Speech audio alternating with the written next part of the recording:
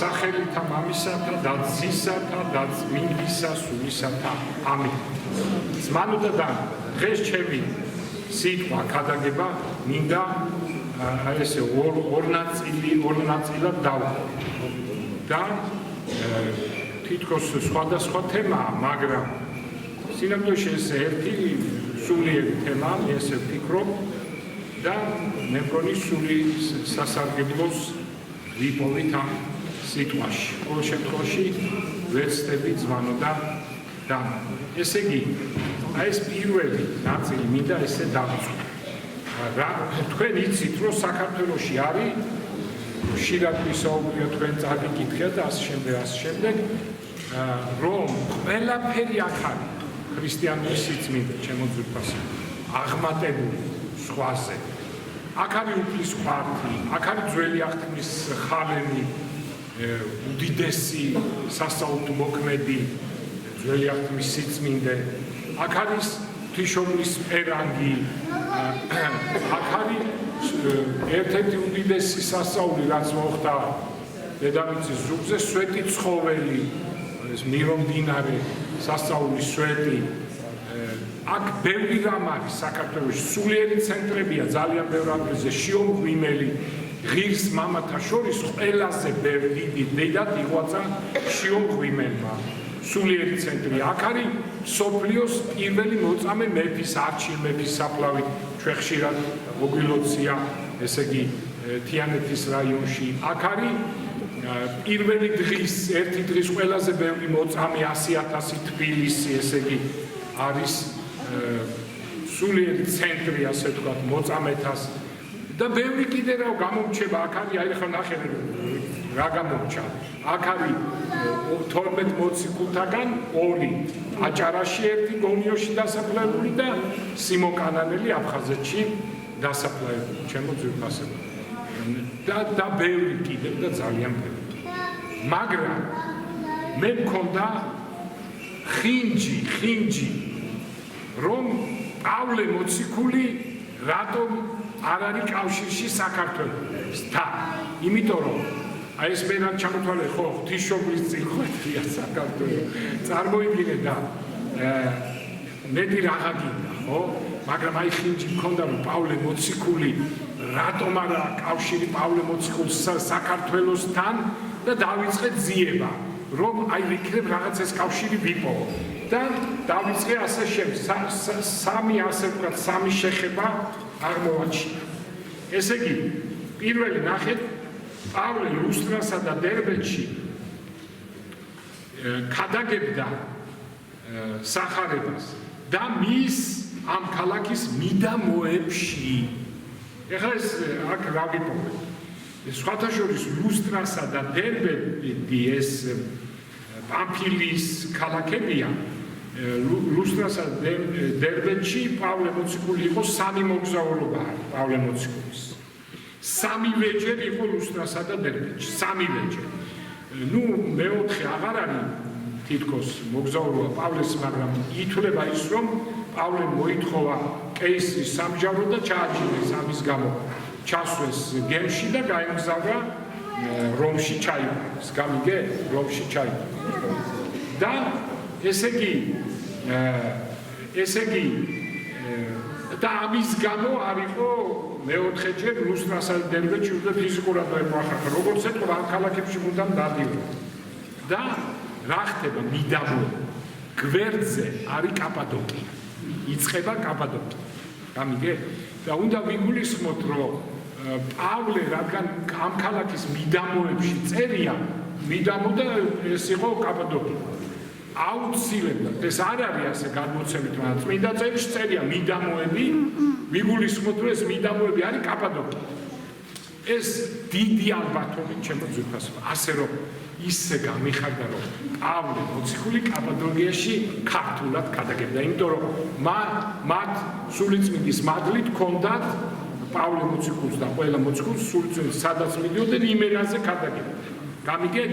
ესე იგი, პავლე მოციქული ქართულად ქადაგებდა, მართალია შეიძლება იქ სოფლები იყო, ქალაქები იქ არ ჩანს დიდი, მაგრამ სოფლებში ქადაგებდა ქართულად ქართველ ხალხს უქადაგებდა. ეს თითქმის უთხოვარ ჩემო ძვირფასებო. თან კაპადოკიაში პირველ საუკუნეში ეს არის ცნობილია, რომ 99% 100% წერია, მაგრამ აი თქვა 99% ქართული მოსახლეობა იყო. შემდეგ უკვე მეოთხე საუკუნეში გახდა 50 ბერძნული, 50 ქართული და 1928 წელს თუ 24 წელს, თუ 28 წელს აი რაღაც ამ პერიოდებში ჯერ კიდევ სანამ ესე იგი ქრისტიანებს არ დაუხურავდნენ მთლიანად რუსეთის იმპერია რომ დაანგრიეს ლენინი რომ მოვიდა, მანამდე ანგარიშს უწევდნენ რუსებს, ეშინოდა თურქებს და მერე უკვე ყველა ეკლესია დახურეს და 4 მოქმედი ქართული ტაძარი იყო ჩემო ძვირფასო. 1924 წელს ანუ ქართველებიც იყო. დღეს უკვე კაპადოკიაში სრული თურქული მოსახლეობა. მაგრამ აი ეს და გამიხარ. მაგრამ შემდეგ მეორე საღამოობით ფიქრობ ხოლმე, საღამოს ხოლმე სულ ფიქრები, მე დგები წერ, თუ არ ჩამეძინებ ფიქრობ, მე თუ ჩამეძინებ ჩავეძინება, თუ არ ჩამეძინებ მე დგები და წერ. მეორე ღამეს ამეკვიატა ისევაზე ეს არკმარა რა. ეს არკმარა მაინც სავარაუდოა რომ პავლე მოციქული ქადაგებდა კაპადოკიაში, ნუ ალბათ ხო რაღაც რამოდენიმე სოფელს უქადაგა ქართულად, ესეც კაია, მაგრამ რაღაც ვერ დავკმაყოფილი და ეხლა მეორე ვიფიქრე ესე, რომ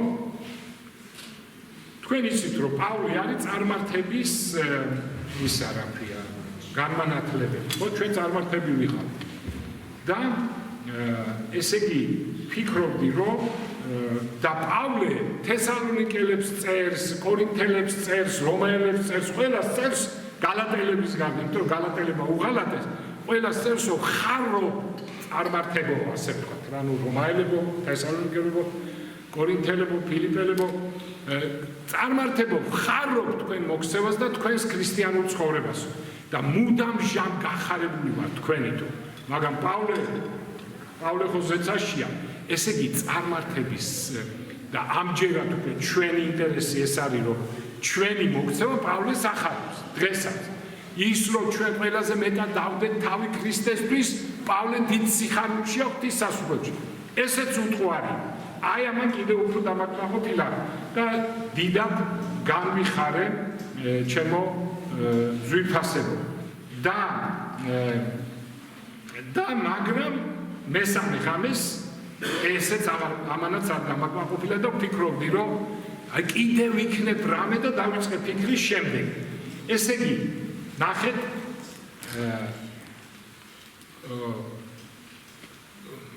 პავლე მოციქული ეცხადება ძალიან ბევრ წმინდანს.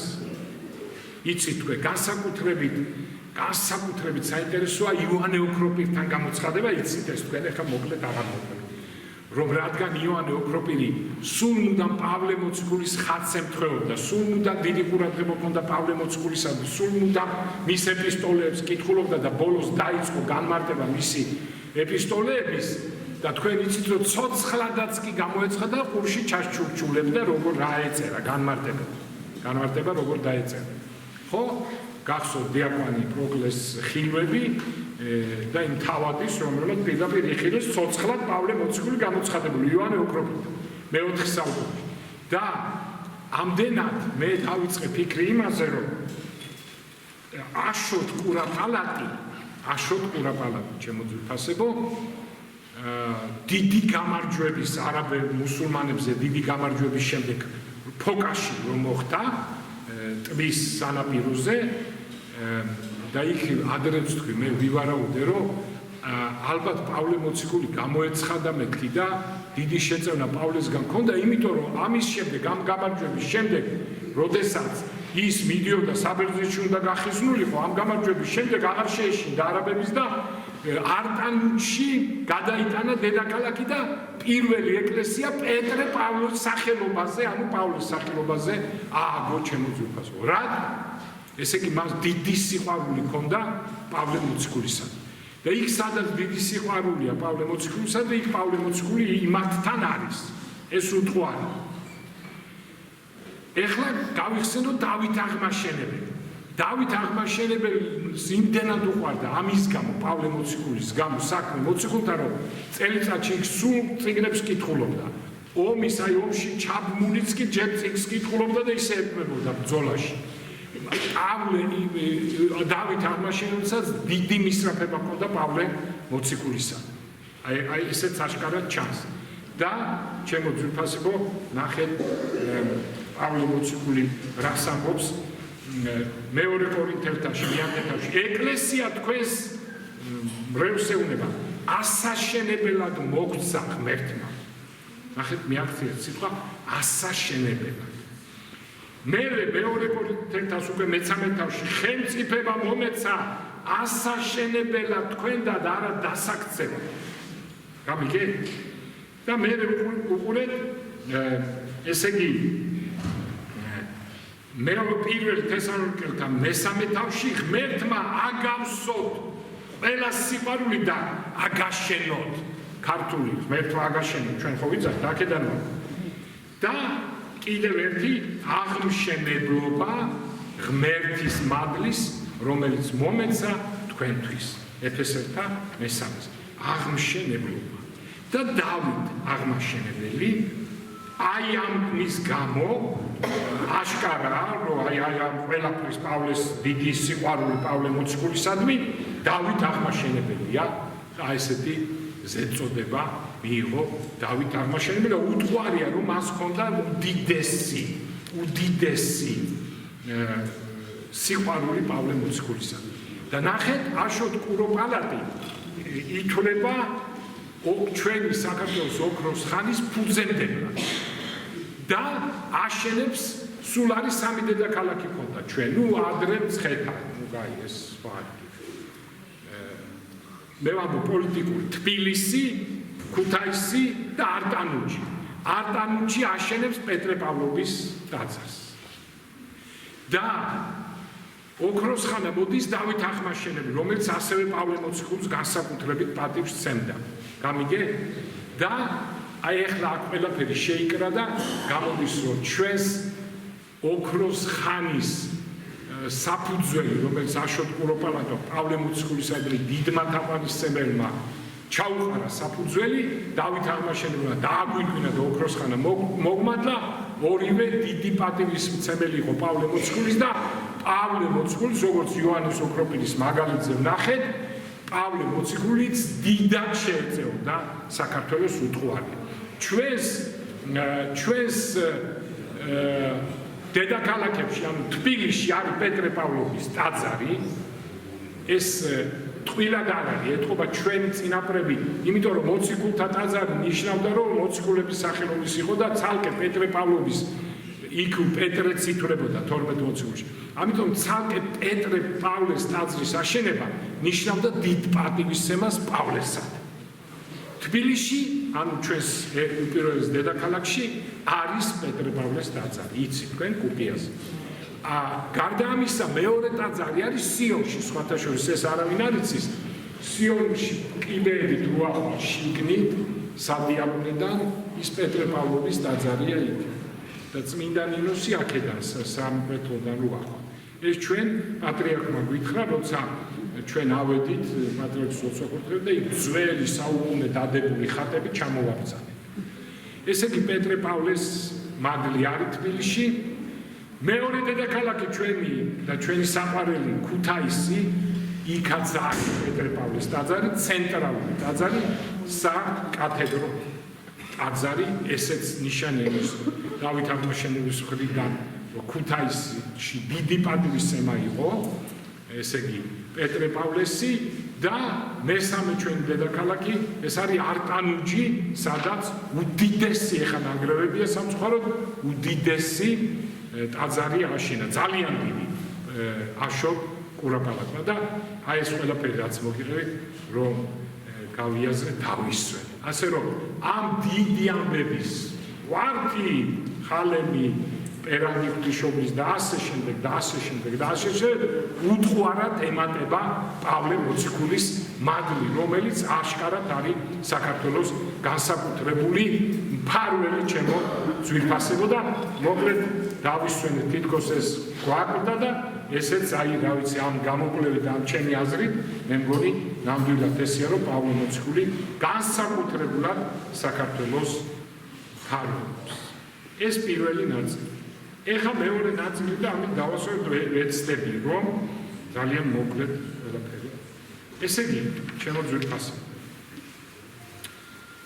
იცი თქვენ რა მძიმე მდგომარეობაა მსოფლიოში. და რა მძიმე მდგომარეობაა საქართველოში, იმიტომ რომ deep state ანუ ანტიქრისტიანული ძალები, მსოფლიო ანტიქრისტიანული ძალები, რომლებიც დასაბამიდან ებრძოდნენ ქრისტიანობას, როგორ იბრძვიან საქართველოს წინააღმდეგ. ეხლა ეს ქიმიური ის რო დაგვაბრალეს, რატო? იმიტომ რომ ესე ავტორიტეტი დავკარგოთ, როგორმე ეს მთავრობა გადმოაგდოთ და მე ეს მთავრობა თუ დაიშალა სასწაული ხდება, ჩემო ძვირფასებო, რომ ებრძვის deep state-ის მთავრობა. ეგეთი რამე არ ვიცი. აი ახლა ჩვენს მერე დაიწყო ჩეხოსლოვაკიაში, უნგრეთში, სლოვენიაში, იქ დიდი ამბებია საფრანგეთში, დიდი ამბები არ ენახებენ ამას იტალიაში და ასე შემდეგ, რა ძალიან კარგი. მაგალითი მივედით ჩვენ პოლონეთში. და ჩემო ძვირფასებო, ესე იგი ეს სასწაულია და ნახეთ რა ხდება სასწაული ფულს ხარჯავ. სასწაული, ნუ როგორ გაანადგურო საქართველოს და მე ძალიან მეში, ნუ არ გატყდეს საქართველო, არ გატყდეს მთავრობა, არ გატყდეს ხალხი. ძალიან მეში.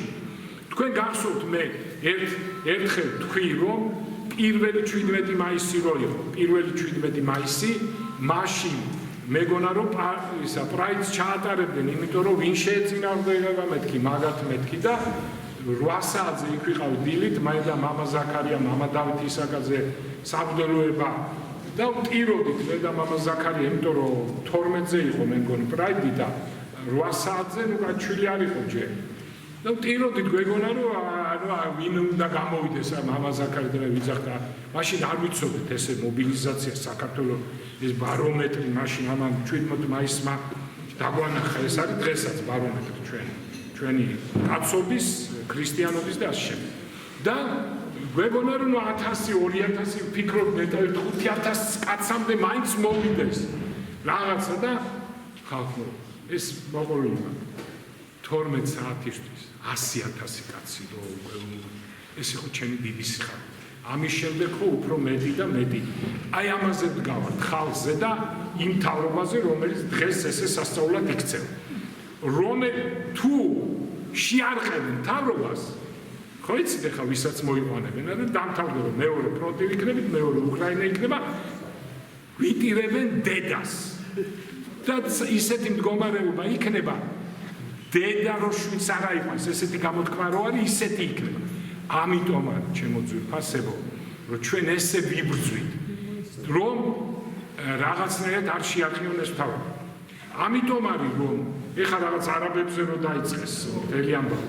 ვისაც ახლა ესე წამსვა არაბების ასახლებს ეს მთავრობა, მაშინ სწორი ყოფილა ის ხალხი რა, პატრიოტები ყოფილან ის ხალხი, რა თქმა უნდა. მაგრამ ჩვენ ვიცით ეს გამოტანილი არანაირი არაბი აქ არ ჩამოსახლება, არ მიეცემა არავის აბსოლუტურად მოქალაქობა და თუ ბინადრობის უფლება ეს უნდა იცოდეთ, კაცო, ბინადრობის უფლება ნიშნავს მცირე და მე ერთმევა. თუ ბინადრობა რამე ანტიქართულს ჩაიდენს ის მობინადრე, იმას საერთოდ მე დეპორტი ხდება და გაუშვება. ამიტომ მე ვხედავ რომ დღეს თუ ჩვენ ამ კუთხით გამოვართ და იქიდან ხო არ ყევენ თავრობას. აქედან ახლა ჩვენ თუ შევარყიეთ და დამთავრდება საქართველოს და იქით. ამიტომ ვამბობ მე რომ აი ეს ასე უნდა მოვიქცეთ ჩემი ძვირფასი. გამიგეთ? თორე რაზეა ლაპარაკი არაბების აქ ჩამოსახლებაზე, თორე პირველი მე ვიქნები წინააღმდეგი, იცით თქვენ, ერთ-ერთი პირველი მე ვიქნები. მაგრამ აი ეს არის საშუალება ჩვენ ახლა თავრობას უნდა ველოლიავოთ და მოვეფეროთ და მთავრობა ჩვენ უნდა ველოლიავოს და მოვეფეროთ. თუ ერთი გათხდა, თუ ორივე გათხდა ხო, ამიტომ არის რომ აი მე ვშიშობ ხო, მაინც ადამიანები ვართ რომ აი ეს დიდი 17 მაისს რო ჩანს განსაკუთრებით ეს არ შემცირდეს. გამიგეთ? რა ძალიან ცუდად იქნება საქმე. და ამიტომ არის კიდე მეორე.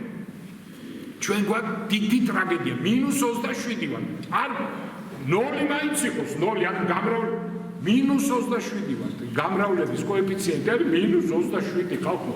არა, კაი დაანებენ არაბებს და ყველას დაანებეთ. 50 წელიწადს სულ არაფერი რო არ იქნებს აზერბაიჯანული მოსახლეობა ჩვენ მოქალაქეებია ასეთში და მრავლდებიან უნდა და მრავლდებიან. აჯობებენ და სომხები ერთად შეერთებული იქნება საქართველოს იქნება 20% ქართველი და შემდგომ უკვე დამთავრდება საქართველო. გამიგეთ? გამიგეთ ჩემო ძვირფასო. ასე რომ და მე რო ვთქვი ზოგიერთები ერთი ამბავში ახლა როგორ ეხა მე სიყვარული უსიყვარულო როგორ გავთქვა შენ თუ პრეტენზია აქვს სამშობლოს სიყვარულს უსიყვარულოდაც უნდა გათხოვო ქრისტეს სიყვარული სამშობლოს სიყვარული ოჯახი არ უნდა შექმნა არ უნდა შექმნა მაშინ უღამობ ნურაფერს და აი ეს ტრაგედია გვაქვს და ხო იცით ეხლა მოდი გულახდილები ვიყო ეს არ გამოსწორდა ჰორიზონტზე წარჩას ეხლა ჩვენ ვთქვათ იქნებ ჩვენი ახალგაზრდობა ყველა დაუჯახდეს და 7 შვილები გააჩინა 5 მაინც ხო იცით რომ ეს ასე არ მოხდა ამიტომ მე ძალიან იმედგაცრუებული ვარ ჩემო ძვირფას ძალიან იმედგაცრუებული საქართველოს არის უმძიმე მდგომარეობა 50 წლის თავზე 60 წლის თავზე საქართველოს დამთავრდება შვიდობიანი პერიოდიც რომ იყოს თუ ასე გავაგზავნით რაღაცა იმედს მაინც ვიტოვებ და რაღაცა პატარაზე გამოსწორებ. გამიგეთ ჩემო ძვირფასო. აი ტრაგედია, აი რაზე უნდა ვიფიქროთ. და მე მაქვს ერთი იმედი, მეცნიერული გამოკვლევით, ეს ჩემ აზრებს იზიარებ.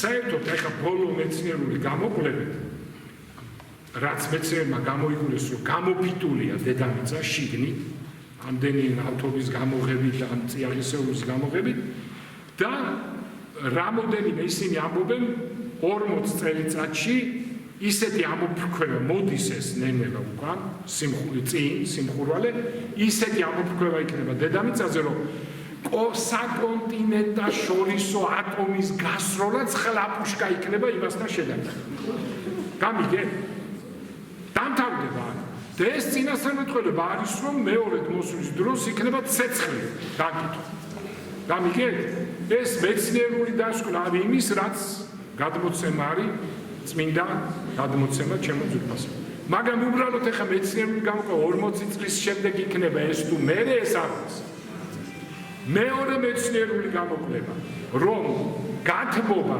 დედამიწაზე რა ქვია გლობალური დათბობის შემდეგ 70 წელი აჰა 80 წელი ისეთი კატაკლიზმები იქნება დედამიწაზე სიცოცხლე აღარ იქნება გამიგეთ საშუალო არითმეტიკის თუ გამოვიყენებთ გამოდის რომ აქო ესენი გვეუბნებიან 40 იქ გვეუბნება მეორე მეცნიერება 80 და სადღაც 50 წელი ზუსტად ის პერიოდია როცა ჩვენ უნდა გვაჯობონ უცხო ტომელებმა და საქართველოს დასასრული რო იწყება არ მიცემს უფლებას და მეორე მოსვლა იქნება იმედი ან აირევა მთელ მსოფლიოში ყველაფერი და აზრი არ ექნება ალბათ აი ამით გადავჩენთ ჩემს ეს იმედია დამჩა ერთი და ნახეთ აპოკალიფსის მე-16 თავში ეს რომ ასე იქნება ანუ გლობალური დათბობა და ნახე ადამიანები იწვოდნენ დიდი სიცხით და გმობდნენ ღმერთს სახელს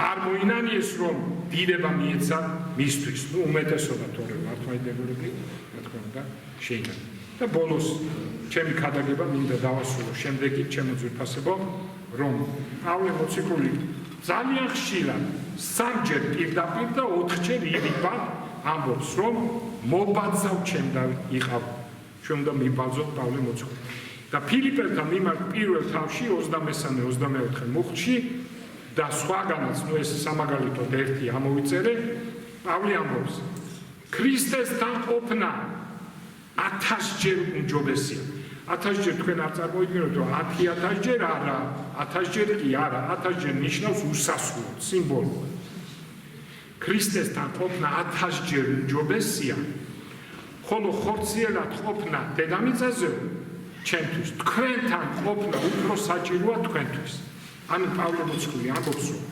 ქრისტესთან ყოფნა მინდაო, ქრისტესთან ყოფნა არის 1000-ჯერ ბედნიერება, ვიდრე ამ ქვეყნად ყოფნა და ამ ქვეყნად ცხოვრება. მაგრამ ეს მე მინდა ქრისტესთან, მაგრამ თქვენთვის საჭიროა რომ მე ამ ქვეყნად ვიყო ჯერ კიდევ. გამიგეთ ჩემო და ნახეთ რა დიდებული რამეა. ჩვენც უნდა მიბაძოთ პავლეს და რა თქმა უნდა ქრისტიანი ჩვენი ყოფა არის ზეცაში მარადიული. ჩვენ უნდა გვინდოდეს რომ აი ამ ცხოვრებით ასე უნდა ვიცხოვროთ. რომ ჩვენი ყოველი დღე უნდა იყოს, რომ ჩვენ მარადიული ცხოვრებისთვის ვართ გამზადებული. გამიგეთ? მაგრამ თუ ამ ქვეყნად კიდე რაღაც მოვალეობები გვაქვს, ხო ჩვენი შვილებისთვის, ჩვენი მეუღლესთვის, ჩვენი ახლობლებისთვის, მგლებისთვის, ჩვენი მრევლისთვის, ხო ჯერ კიდევ აქ ყოფნა არის საჭირო. მხოლოდ ამიტომ ჩემო ძვირფასებო, თორე ეს ქვეყანა რა ჩემო ძვირფასებო. ეს რაც ხდება, ეს ხო წარმოიდგინეთ აქ ვინი ნაკრებს აქ არა თუ მარადიულა, არამედ ის 100 წელი მაქსიმალურად 100 წელი, თორე სად არის 100 წელი, აი ამ 70 და 80 წელი აქ ყოფნა ესეც კი გაუსაზრისია. მაგრამ აი რაღაც აი мотиваცია ის არის, რომ ჩვენ ის შვილები, იქ მეუღლე, იქ მრევლი, იქ ახლობლები, იქ მეგობრები, ვიღაცას ჭირდები, ხო? ვიღაცას ჭირდება თითოეული თქვენთაგან. ხო? აი მაგალითად ერთმა ქალმა მითხრა, მე არავის არ ჭირდება, ყველა მოამყოფო, მაგრამ ისეთი ბედნიერება, მე მგონი დეიდა თქვა თუ დედა, ნუ არა აქ ახლა სულ ნიშნობა, დავრდომილ დეიდას ჭირდება. გამიგე? და ისეთი ბედნიერება. გესმით, ახლა ბედნიერი როგორ უნდა იყოს, დავრდომილსული, მაგრამ აი რა ძვირფასიას ყველაფერი, ხო? ამიტომ ვარ ჩვენ და არ შეგეშინდეთ, რომ მე ვამბობ მარადიულზე და უნდა ვიფიქროთ მარადიულ აქ სიკვდილზე ფიქრი კი არ არის ეს, პირიქით მარადიულ ცხოვრებას და ბედნიერებაზე ფიქრია. და არ გაიკვირო და ვინმე არ მოგათხოვოთ, რომ ათეისტები რო იძახიან, აი მაგენ სულ სიკვდილზე და იმam მარადიულზე ფიქრობენო და პრაგმატულები არ არიან. პირიქით შეუდარებელი ათეისტი ადამიანი და მორწმუნე ადამიანი. ვინ აშენა? გელათი, სვეტი ცხოველი, სამთავისი, ოშკი, ბანა, იშხანი, ზარზმა, რა ვიცი, ხირსა, ძალიან ბევრი ეხლა რომ მიყვეთ სასწაული ტაძრები, რომს რო დაამშვენებდა ისეთ ტაძრები. ვინ აშენა? მორწმუნეებმა თუ ათეისტებმა? რა თქმა უნდა მორწმუნე. ვინ მოიტანა დღევანდელ დღემდე საქართველოს? აი მოკითხეთ თქვენ ბებიებს, დიდ ბებიებს და ბაბუებს რამდენი შვილი ყავდათ, 8 ყველაზე ცოტა, მე გამოკვლევა მქონდა. იქ რო ვიყავ, რა ქვია, რაჭაში, და დამას ვარკვევდი, სულ ძველი ბებიები, მოხუცები, 100 წლის ხალხი, სულ გამოკითხვა, ყველაზე პატარა ცოტა იყო 8 შვილი. ვინ მოიტანა დღევანდელ დღემდე საქართველოს? და ეს მორწმუნეობის გამო ხდებოდა ეს, ხო? ათეისტებმა თუ მორწმუნეებმა და ასე შემდეგ. რაც კი რამ ხელოვნება გვაქვს, ჩვენ კარგი ხატები იქნება, ჯვრები იქნება, თუ რამ ვინ გააკეთა? ათეისტებმა თუ მორწმუნეებმა? მორჩა დამთავრდა, რატო პრაგმატული კუთხითაც კი მათ ისევ ჯობივარ, როგორც დედამიწა დანათის ისამ ზედანათის დედამიწა. ჩვენთან არსებობს ამინ. ჯვარი გამოაგზავნეთ. სამშაბათს